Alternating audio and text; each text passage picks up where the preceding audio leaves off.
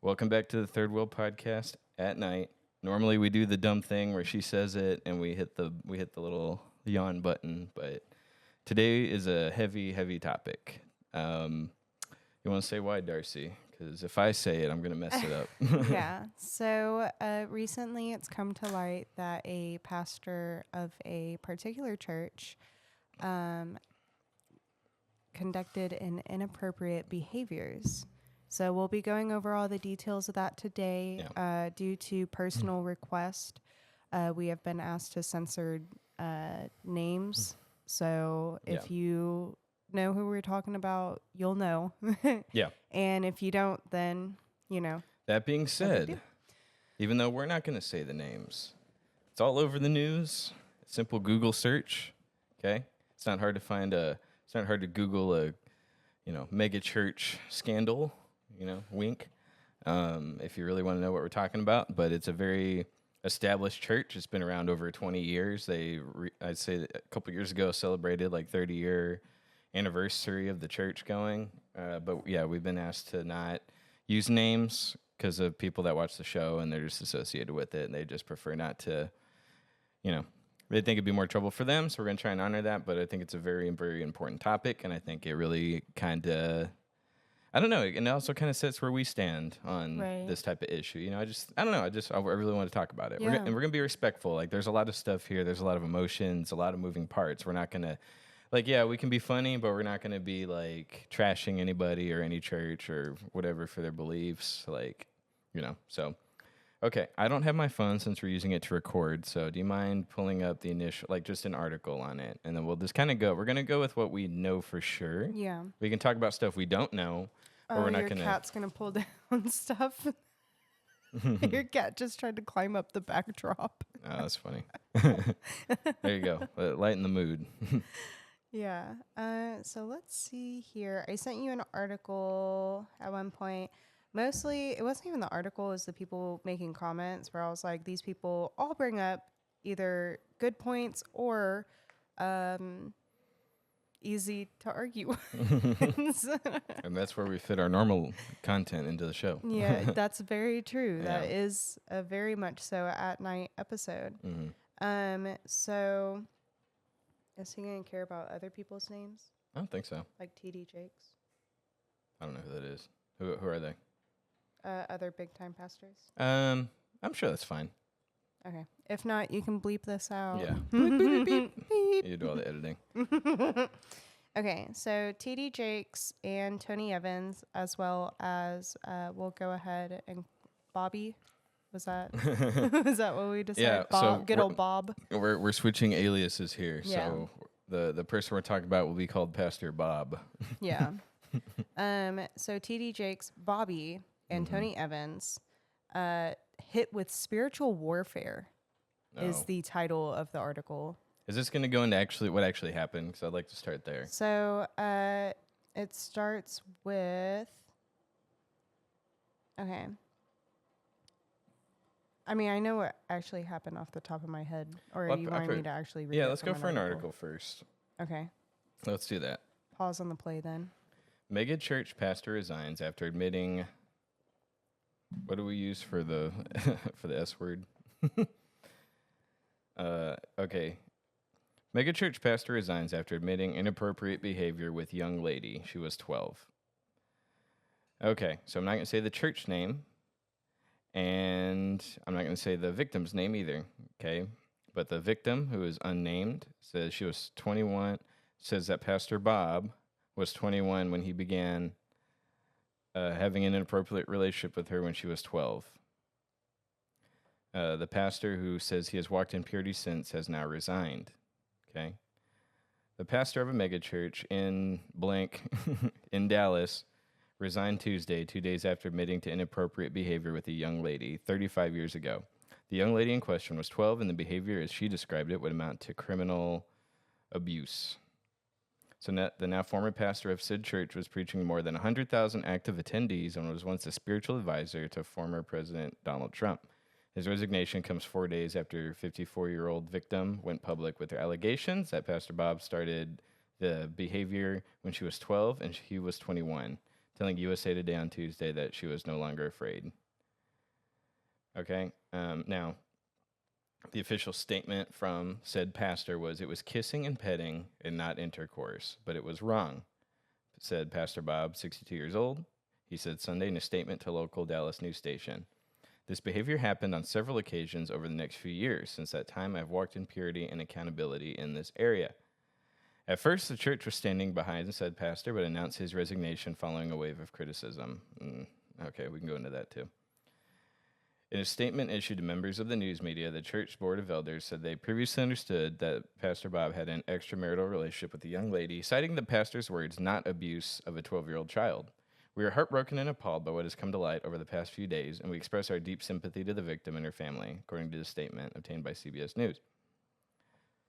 All right, so the victim says that Pastor Bob abused her at the age of 12. Allegations against said pastor went public on Friday after the victim first shared her story on her blog, or a blog, about abuse within church. And she is claiming, because she made her statement, and that's when Bob had said it was kissing and petting. Yeah. Which what does petting mean? Like is he like petting her hair? Like that's such a strange word to use. Like I don't know. Kissing and touching, that makes sense, or kissing and cuddling, but like what is petting? Yeah, you know. Well, we'll get to that in a second. Okay. Let me finish the article, and then I got thoughts on everything that's said here. Oh yeah, for sure. Allegations against said pastor went public on Friday after she shared her story on a blog. She said in the blog post that she and her family met the pastor at a youth revival in Tulsa, Oklahoma, when he was 20 and she was 11. Okay, the said pastor is traveling evangelist with his wife. Pastor Bob would preach at so-and-so church on Sundays, and sometimes he, his wife, and their son would stay at her family's home. She viewed him as safe and friendly, she said. Things changed on Christmas in 1982 when said pastor said a 12-year-old asked a 12-year-old to visit him in his room that night, and she thought nothing of it. She said in the post, once in his room, he says she abused him and warned her, never tell anyone about this because it'll ruin everything. She said the abuse continued in Oklahoma and Texas until 1987. So that's what? 4.5 years. Yeah, it's a lot. Okay, you already had that number. Mm-hmm. So you've clearly read this plenty of times. I've read a lot about it. That's why I was saying I really don't need an article. But if you want to pull from sources instead of the telephone game. Yeah, we talk about a topic like this. We talk about celebrities a lot, and we have gotten a couple things wrong, and it wasn't so much so that things were like wrong, but they turned out to be fake. And Shaps pointed that out. He was like, you've had a couple things where they ended up not being true. For example, the lady that was giving that guy crap for taking her to Cheesecake Factory, that turned out to be fake eventually. Both of them said like, yeah, that wasn't real. And I don't blame us too hard for that because like everyone covered that story. We weren't the only ones, and it's not like we defamed anybody. But on this is very big. Well, and that too, that was like a funny topic to talk about, like in theory. So it wasn't something that even when that came out fake, like I mean, stuff like that does happen. Yeah. But especially getting so specific and so serious with this. And mainly on this, I just really would like to make sure the info's good. Once we're done with it, if you want to talk more about what you read, that's fine. Okay, eventually, the victim told a good friend and her parents about the abuse, and the pastor reportedly stepped down from ministry for 2 years, she told the blog. Okay, so she did tell mom and dad, she did tell her friend. Pastor so we can go into his wording later. He submitted to the elders or whatever and stepped down for 2 years. That's his side of it.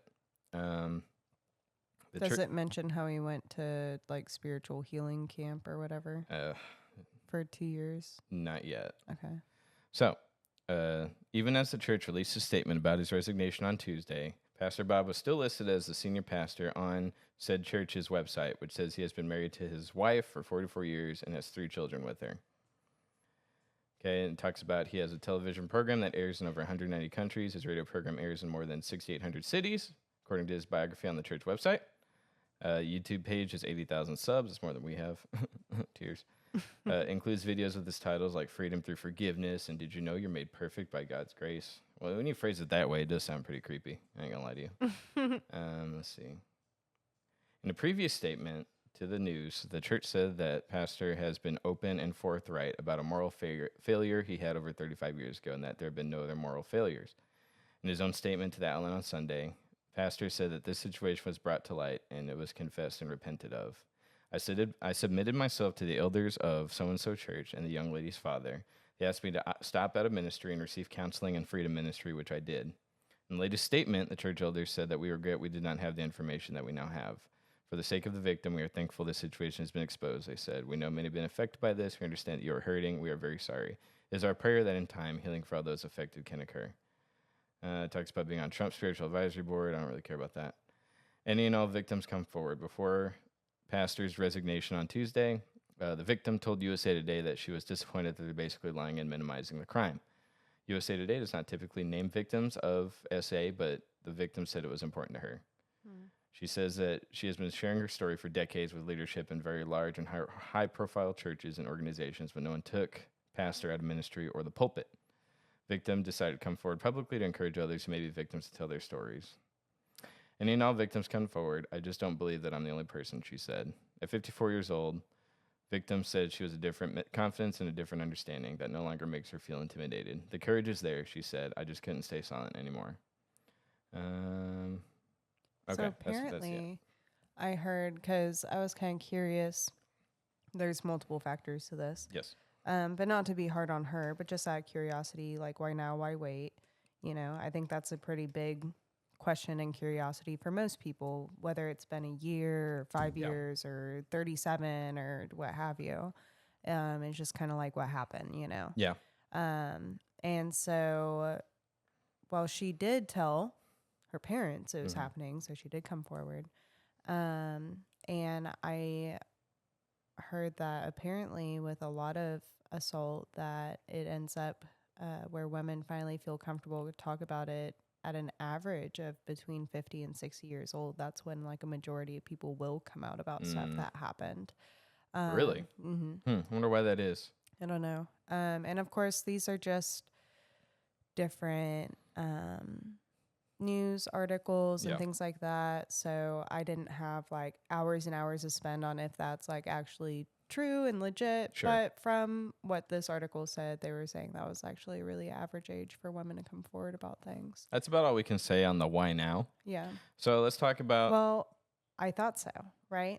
I thought, you know, that was it on why now. Well, apparently in 2005, she did try coming forward with a lawsuit, and she claims that she messaged the church what happened, which was what she had as big of a problem with, is that she's claiming that there are people that were made aware.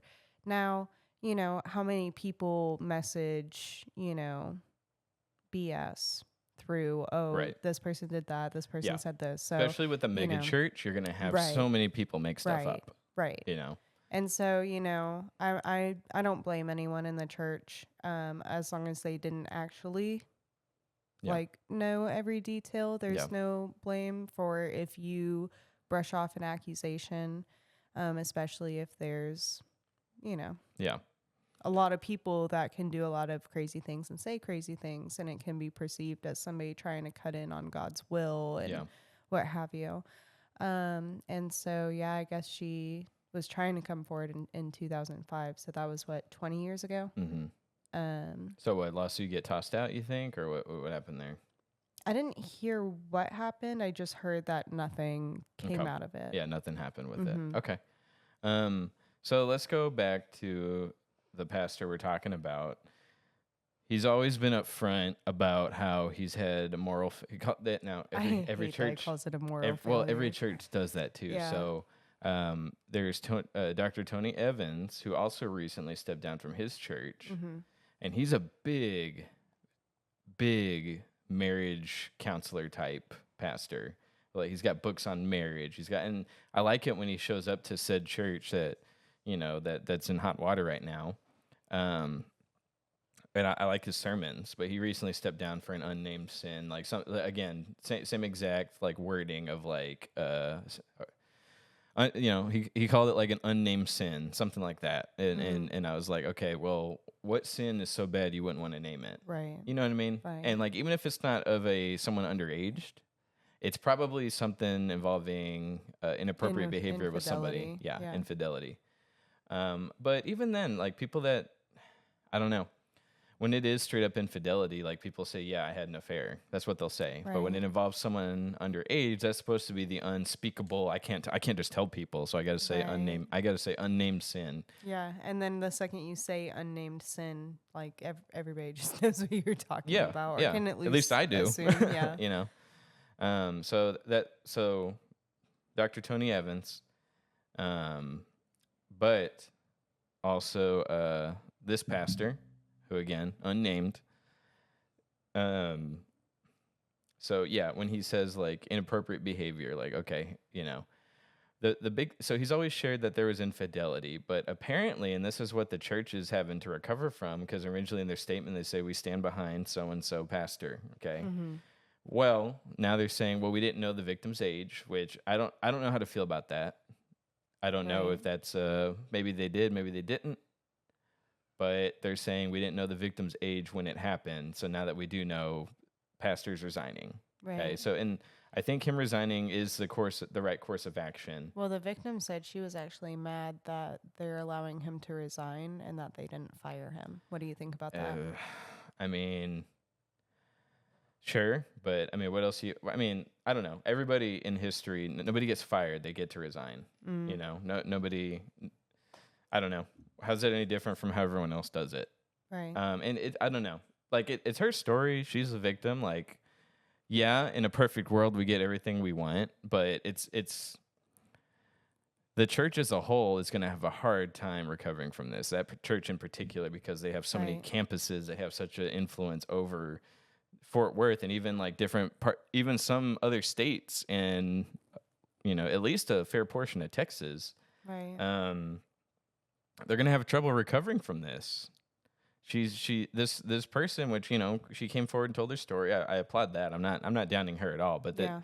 that this church is not gonna recover. Right. It's not. It's And just, that's not her fault. it's not. Right. No, it's not her fault. But like that, I mean, I know that She's you done- know that. I yeah. just want to make sure Yeah. the audience knows Yeah. that you know that as well. yeah. But the church, though, I mean, what I'm saying is she's done enough damage to that church. Like they're not going to recover from it. So I don't know.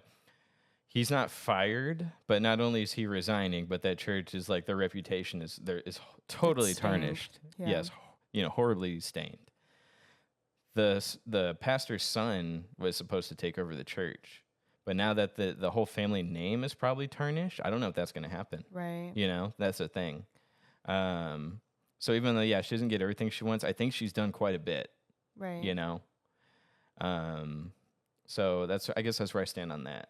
Like I don't know, like you know, Like you've already gotten success from very much a lot of coming success. out, and now you're just kind of nitpicking the Yeah. little details. And I wouldn't type even of say, thing. I wouldn't even say she's nitpicking. Like, Right. yeah, I mean, yes, I can perfect get world. that desire, right? Yeah, perfect. Yes, perfect I had world.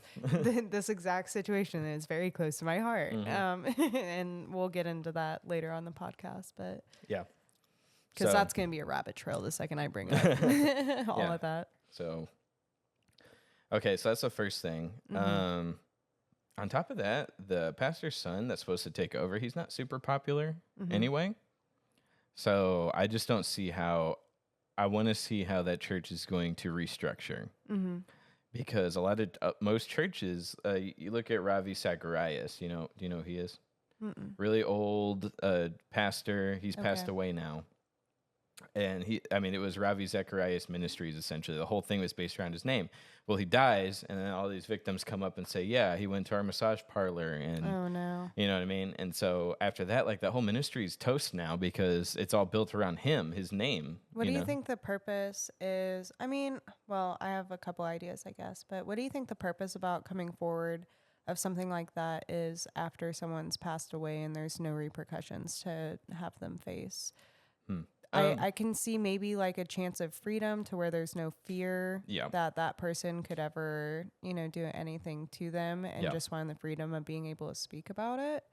But I'm just kind of curious why that would maybe provoke somebody to all of a sudden. I think that's it. I think it's the Yeah. power dynamic, and once that person's passed away, there's no power. Yeah. You build a whole ministry around someone and their name in the title. Once they're dead, that kind of fear. loosens that hold a bit anyway. Even if there's no controversy, that person's not there to tarnish their name. They're already having a hard time finding someone to replace him since the whole ministry is built around their name. So there's not as much of a power dynamic, and there's not so much of a grip on people. Yeah, I don't know. I think it's a power thing. Once that person's not in power anymore, however that is, whether they pass away or they have to step down. Yeah, I think it's the fear-power dynamic. Yeah, that's what I'm trying to say. You know what I really loved was when you forwarded the thing from. We'll just go ahead and, I mean, we can say that. I don't think I'm worried about saying. Okay. It might just, I want to be respectful of the person that asked us to. I'd like to try to leave less dots to connect. I would say he only cares about, I think, the main church. But, I mean, whatever. We can keep it with the theme of, aliases. Okay. Let's do that. Well, let's, but how do you feel about how the church handled it at the very beginning? Okay, so but let's talk about how the main church that we're talking about, how they handled it from the beginning. So, like you said, it probably happens way more than we think. Every year they have to get dozens of people either claiming abuse, and I'm not going to say whether those claims are legit or not. You got a lot of people who are claiming abuse and who have not been abused, so they have to filter who's legit. Right. I have seen that in the past at this church, when substantial allegations have been found, they fire them. So in the past, with lesser-known people that won't damage the church as a whole, they have taken the proper steps necessary to make sure that person does no longer serve there. So I'd say up till now, at least from what I've seen, and of course this church has multiple campuses, but at the campuses I've been, they've done what they need to do with abuse. But when it comes to the head honcho, how do you feel like they handled the announcement? Initially, right, since you're the good historian on this one, initially they said, we stand behind this pastor, right? Right. Initially, and because he was saying it was a young lady. Yeah. Lady. Yeah. And so they were okay, 35 years ago in the 80s, he had a spiritual misjudgment and da-da-da-da-da. Which he's always been upfront about. He's always said, I had an affair in my early 20s. And, and he said, I told my wife. Yeah. And I submitted to the church. And I just want to know what church he submitted. Well, I did hear the church he submitted to. He has said it, but the church is claiming that he didn't. Or that they didn't give the advice that, I don't know. It's a little confusing. Yeah, let's not go into that then. Okay. But basically, I'm just confused why he would submit something like that to the elders and them just be like, oh, go take a 2-year break and then get back into being a pastor. Yeah. What? Now, 30 years ago, was it 30 or 35? 35. That's a long time ago. Churches were very different back then. You're talking peak Kenneth Copeland Ministries when he was young. You know who Kenneth Copeland is, yeah, right? I do. Okay. And I'm not saying anything about him. But pastors in that generation had a very, very different way of handling abuse. Very different. The fact they made this pastor submit to anything at all and take a sabbatical at all is actually a lot more than they have a history of doing. They have a way bigger history of covering stuff up. Yeah. You know what I mean? But it wasn't passed on to authorities, though. So to me, it was covered up because nobody talked about it. I agree. Nobody mentioned it. I agree. Nobody said you need to go to the police with this. Or they did and he didn't listen. However it happened. Yeah. So it's still... That's before the big outbreak of, hey, the Roman Catholic Church is doing this and this to kids. Right. So like I said, claims like that, abuse claims with minors were not taken seriously in that time frame. Yeah. At all. So the way that church handled it way back then, that's about on par with how churches handled stuff. The fact they made him do anything at all actually says more about them than most churches, because most churches covered it up. Right. Where they didn't do anything, they just moved the pastor to another spot. There's something about Christian churches that are real good about overlooking something like this. Yes, especially back then. Yeah. So still today. But worse back then is what I'm saying. way worse back then. Yes, Maybe. today, absolutely. Right. But I'm asking how you feel about this church's initial handling of it when they say, we stand behind this pastor. I And think all that kind of initially when they thought it was literally just like a momentary affair, Yeah. I think, like that was fair of them to say, like, he was young, Yeah. he didn't know what he was doing. And to be He's honest, worked on himself. He's taken ownership of this. Yeah. And but then they were like, when he said young lady, we didn't realize he meant abuse of a little girl. Yeah. And like fair, but at the same time, like, did you not ever ask? When he's like, did you not get the details of whenever he said a young lady? Like, okay, how young are we talking? Yeah. Are you talking a minor? Are you talking 16? Are you talking young lady like same age as you? Right. Of also in her early 20s. I'm a little surprised that no one got any clarification on young lady. Yeah. And what he meant by that. Yeah. So I agree. So did they either flat out didn't ask questions at all, Right. or they didn't ask enough questions, Right. or, God forbid, they overlooked it. Right. That's all I'm going to say about that, because I don't know. We don't want to give too much of our opinion. Speculate. We don't want to speculate too much here. Right. Those are the only three options. Either they were, well, really two. I gave a third. But either they were ignorant about it or they chose to ignore it. Yeah. Okay. Or he lied about it at the moment. Sure. And enough people, and maybe not enough people at that old church were either alive or wanted to comment on it because it would look that bad on them, which is total possibility. Okay. But again, speculation. The article made it point out that, or it implied that through backlash, they said, okay, now we've asked pastor to resign. Now, do you think that that's it? Or do you think like, hey, okay, the media's on this pastor. How old was this person? Right. What do you think? How do you feel about them coming back? Was it backlash, or did they actually start doing an investigation? They have claimed that they're doing an actual independent. There we go. Yep. Investigation, which that was another thing the victim pointed out. Like, why not do that to the whole, upper directors? Sure. Especially because she's claiming like there's no way that this person and that person didn't know. Right. So investigate them too. Yes. I agree. Right. I agree. And so yeah, she was saying, don't just do individual. Do the whole top chain of command. Which I mean, I don't disagree with. Right. Like that should be happening. I don't think people should be able to walk into church positions and get them as easily as they do. Yeah. I mean, you do a quick background check and that's about it. And cool, you're doing a background check, but the only thing a background check shows is what you've gotten caught for. Yep. I think there needs to be a lot more sifting.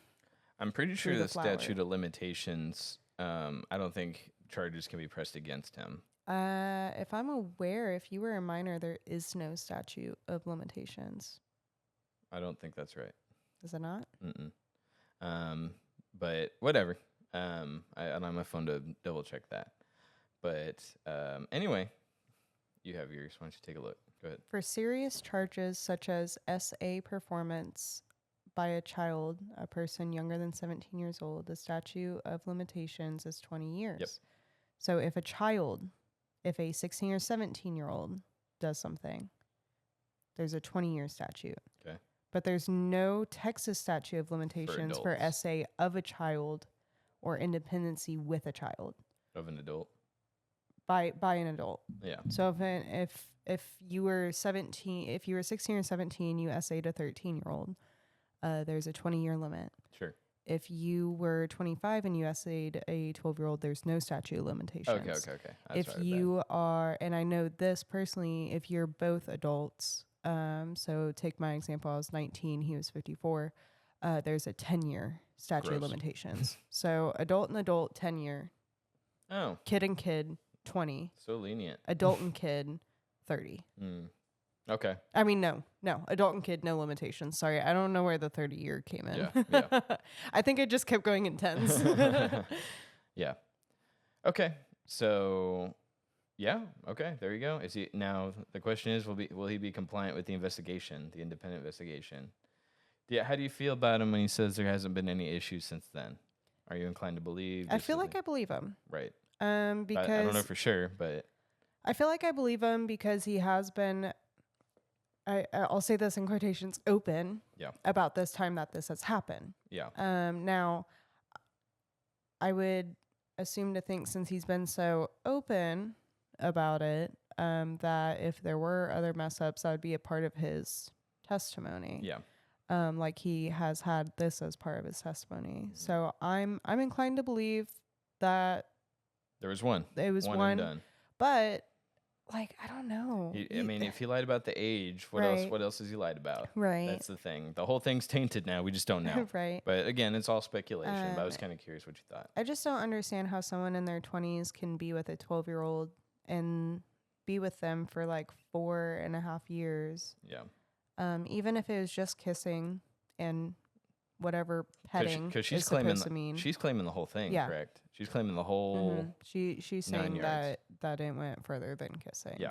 So, how much further? I don't know. But she's saying it was more intense than the way he's making it. And if he's lying about the intensity, then he's. I mean, we can't take his word on one and done. Right. Honestly. Right. And I get it's shameful to admit, but there's so much more on his shoulders as far as responsibility because he is in charge of such a large church. Yeah. So ramifications. Let's talk about the fallout now. He stepped down. That church's reputation is very tarnished. A lot of people, rightfully so, are going to be looking at new churches. A lot of people have their life dedicated to that ministry, whether they were an executive, or I'm sorry, elder on the board, or if they just love serving there. Yeah. A lot of people I know grew up there. A lot of people grew up there, decided to leave. A lot of people grew up, decided to stay. A lot of people worked there full time and plan to retire there. A lot of people have fond memories of this church.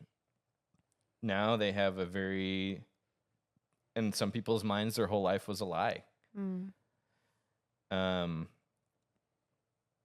People that just went there and received from the pastor as a spiritual mentor or got fed the word there. Now they're having to make a choice. They're having to reevaluate their whole family. Some cases, half the family is going to want to stay. In other cases, the other half is going to leave. So there's going to be a lot of division among that, which I've already kind of seen. It's tough. There's so much that's going to happen because of this. Other churches that stemmed from this church, that were planted by this church. Yeah. Now, even though they're not they don't share the same name as this church, they're having to come back and clarify where they stand on it. Right. And like, especially because, and I don't think this is the right way to think about it, but I've like, when stuff like this happens, I'm like, did nobody have any spiritual discretion at any point where they're like, something's off here? And so for me, like, that makes it hard for me to rely on that church's spiritual judgment. Yeah. Now, I get past that. And, you know, part of that is from, you know, my own personal experiences because I was groomed by a pastor who I was supposed to trust. And then thankfully it never got to the physical part, but he did get physical with someone that I knew, and that was happening while I was in the grooming process.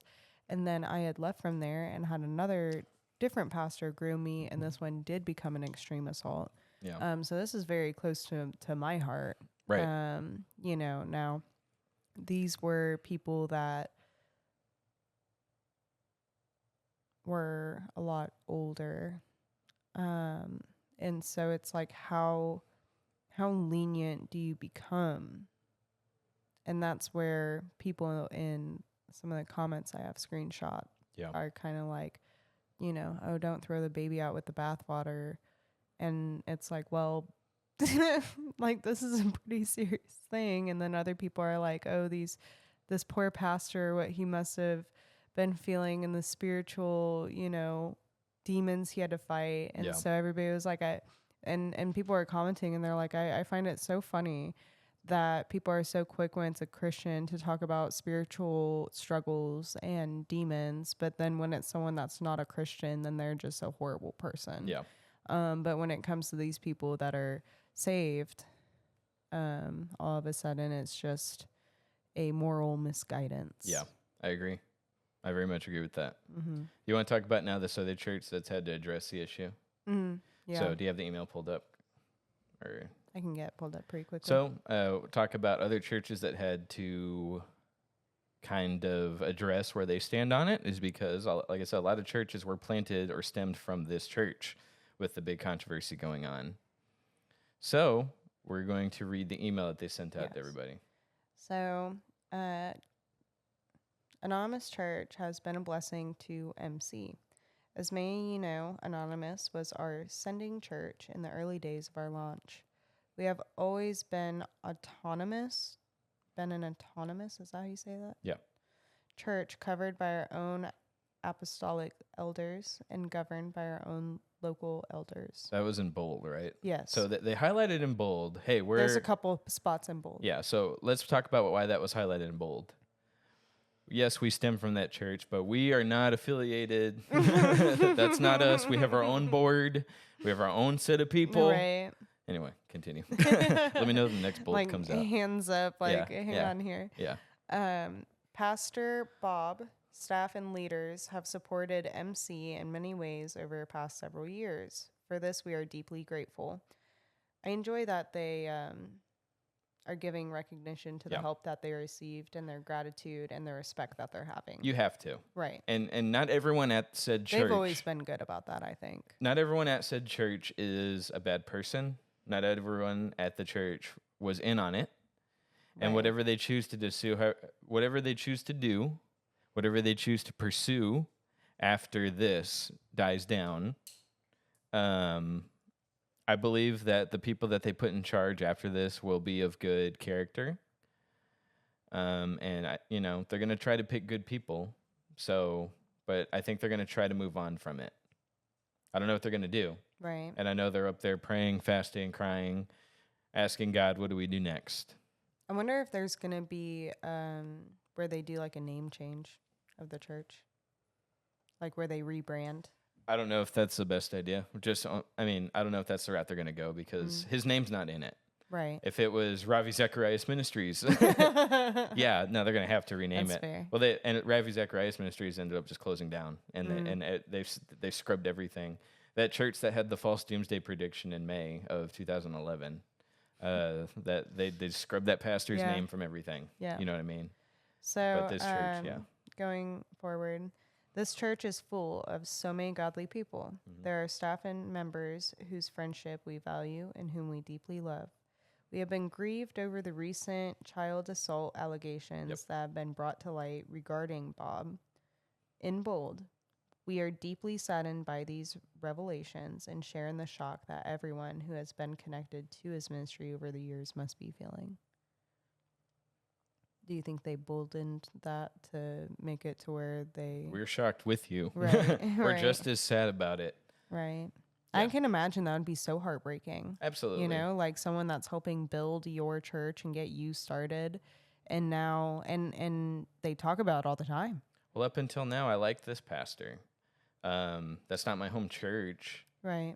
But I still respected him. I listened to his ministry. And when I was in high school going into adulthood, I took a lot of his messages and I was watching their services that first year of college. I would still tune in weekly to the sermon and so it was such a big part of my life. And that was just me being the non-actual Christian that I was back then. Right. I can't imagine people that actually had their whole things dedicated. Yeah. So yes. And then the pastor at that church served under this church and people there. So yes, it's very much so heartbreaking for a lot of people. Yeah.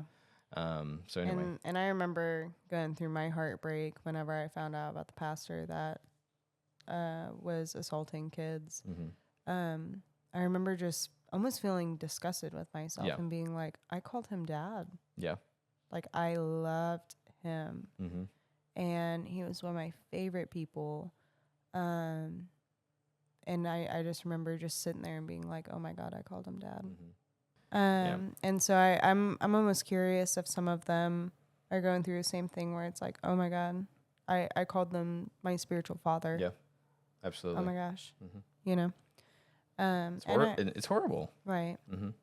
And so this continues, and it says, according to the allegations and a statement released by the church, these events are said to have taken 35 years ago, long before the church was founded. For years, Bob has shared about and they put in quotations, moral failing in the early years of his marriage and ministry, after which we understood that he had submitted to a restoration and recovery process. Yeah. So hearing that, restoration process, same turning as usual from saying, you know, like I can see where people would be like, wow, you know, like you've repented, you've moved on, you know, like I have an extensive history of things I've done as well. Sure. Now, obviously not with minors.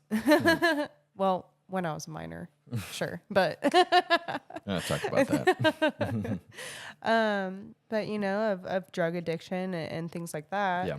And including going into my early 20s with drug addiction and an inappropriate lifestyle. But there's a line when it comes to kids. Yeah. And everyone knows that. Right.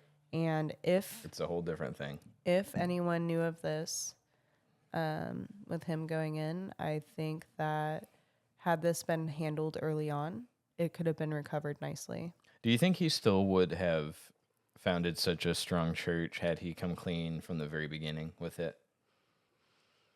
I think he would have had to sit on the sidelines a lot more. Yeah. I think he would have had to help instruct somebody to do it, and that he himself couldn't have been the one to do it. Yeah.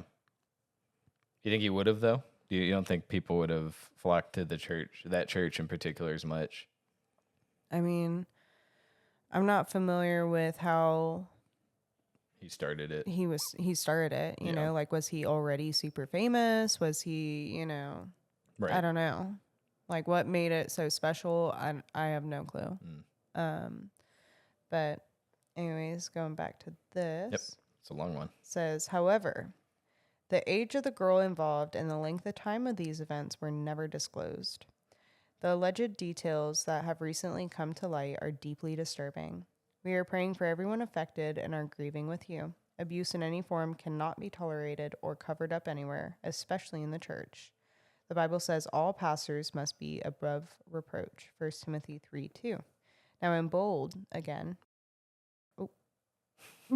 MC Church. You suck at this. What? That's the first time I messed up. MC Church is committed to protecting people first and foremost children and the most vulnerable. What do you think about that? Bold. I believe they're doing their best, but every church is going to have their people that slip up and that are messing around. Well, and especially with how big they are, and they don't have a good process set up to make like claims to. Yep, I agree. You know, like I remember sitting in there and it was like, you know, who do I talk to about this? I guess I'll approach a random person and see what they have to say, and then things just get lost in the mix, and stuff isn't able to get handled. Not to mention, MC is like such a big, like, every week there's a new pastor, and he gets up on the stage and he's like, "Hi, I'm the new pastor here," and there's like, there's a new pastor last week and the week before and the week before that, right? you know. And I was like, we hired 15 more pastors. I'm like, really? So everyone gets to be one? Right. You know what I mean? Because like I get their heart. I think they have genuine and pure hearts and pure intention. Yeah. But it's just like, I don't know. There still needs to be more systems set in place to be able to know where to go if you had something like that. But even then, I mean, it doesn't matter how many systems you put in, you still get stuff like this happening, and it's coming out now. Right. You That's know. fair. I mean, and this pastor too. Anytime he had to have a meeting with someone who got caught, and he had to fire that person or call the police on them, it's like, I don't know if I'd call it hypocrisy, but like, imagine the back of his brain, he's having to pass judgment on someone who's doing what he did in his 20s. You know what I mean? Yeah. That's in there still. Are you dipping on air? No. Oh my That's gosh. pouches. Oh my goodness. You have a problem. You took it out and put it back? No, it's a pouch. It's a pouch. It sits on your gum line. Well, great. Now we're canceled. Now sponsored by... Yeah, sponsored by tobacco. Disgusting. I was putting a new one in. Sorry. I'm a nicotine fiend. At least I'm not vaping anymore. Yeah. You got to give me credit for that. Good for you. Thank you. Yeah. You're welcome. Anyways. Yeah. So back to a serious topic. Yeah. Yeah. Okay. Let's focus on this pastor now. He's the one in the wrong, not us. Anyway, MC. So, as we all process this information, let us remember the instruction of the Lord found in Micah 6:8. Do seek justice, seek mercy, and walk humbly with our God. While we pray for heavenly justice, we also seek mercy and move forward with great humility. Yeah. So it talks a lot about, it just goes into reformation and things like that. I think the most important part of the email has already been In bold. Yeah. It does say, That's why they do remember the devil is at work. Yep. He has one mission, according to John 10:10, to kill, steal, and destroy. The enemy wants to kill the church, steal our faith in God, and destroy people's lives. Our greatest prayer is that the people of God will not allow the enemy to win. In bold, do not stop loving God, his church, and his people. The important thing to know, the biggest takeaway from this, is that nowhere is safe. Yeah. Hide your kids. Oh, stop it! No, I'm just kidding. Yeah, I mean it's hard and it's disheartening, and I've been to the anonymous church we are talking about. Yes. That was actually the first church I started going to when I started going back to church and started actually diving into Christianity on a deep level. That's how you met your husband? Right? No. It's how I met someone that introduced me to my husband. Okay. So in a way, I guess, if you want to connect a lot of really random dots. Draw a picture. Yeah. I have drawn a line. It's not straight though, Right. but it's a line. And so, and I've met some amazing people there. Yeah. I've met some phenomenal leaders there that really poured into me. I enjoy their worship. Their worship is beautiful. I can't say that anything he ever preached like really got to me that much, but that's more so because if I went there, I was with the young adult ministries. Yeah. I wasn't like just sitting in Right. Sunday church. They had such a big, strong, healthy young adult community too. Yeah. I can't imagine that'll change too much. I know a lot of people are going to have to reevaluate, but I think a lot of them are going to end up staying. At least if they pick someone good to lead after, I think a lot of people are going to stay. Yeah. Because that hasn't changed. There's still good people there, good pastors. There's still Right. all sorts of good stuff there. The recovery programs, the community, social stuff, like all that's still there.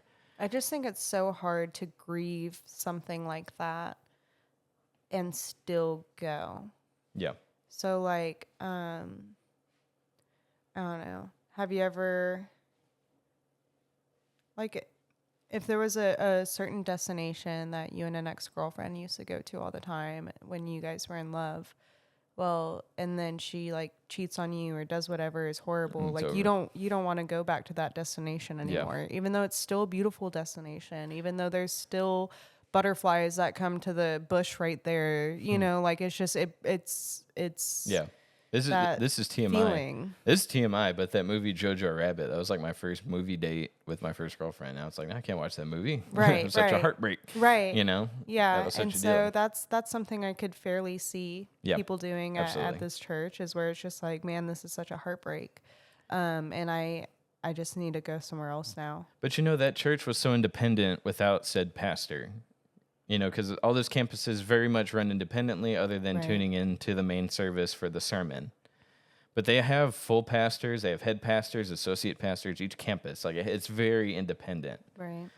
So apart from this pastor, I think it can function without him. Yeah. But I don't think obviously not him, obviously not. But his family too, like his son taking over. Like, I just don't think that's going to be a thing either. I think Right. the whole family's reputation is gone. I'm curious how much his kids and wife knew about it as well. Like, I'm curious if he Well- told them the same story of like a young lady, or if he Well, was his vulnerable with wife them. had to have known what young Right. lady it was because they all lived under that house, so Right. she knew. So that's all I'm going to say about that. Right. She knew the age, she knew what happened. What he told her happened between them, but she knew the victim's age. She had to have, because she was living there with them. Right. You know? So, I don't know. I don't know. I don't think anyone that has that mess up should be allowed to do ministry. Right. And he's not going to. No one's going to, he's not going to be an elder anywhere else. He's not going to be, I don't think they're going to I don't think any church would let him serve in the ministry there, any of their ministry. I think the only reason is because how big his name is. Right. I think that if he were a small pastor that didn't make it to the news, that didn't get broadcasted nationwide, I think if they let someone resign, he would have a chance to go somewhere else. And they do. That's what happened with the pastor. It wasn't a church, but my program. Yeah. They just covered it up. Yep. And they even fired innocent people to make it look like it happened between them, two consenting adults. And no charges were filed. Mm-hmm. And when he came into our program, he talked about all of these false allegations. Mm-hmm. And looking back, you're like, oh, those weren't false. Yeah. And so it was like he came in already with multiple child assaults. Yeah. He was there, assaulted children, and left scot-free. Yeah. Maybe with children again. Mm. Yeah. The church will do, and I'm not talking about this specific church. I'm talking about church as a whole. I agree. The church will do anything to push stuff under the rug to save the name of the church without regarding the steps that follow and the other kids that are to come.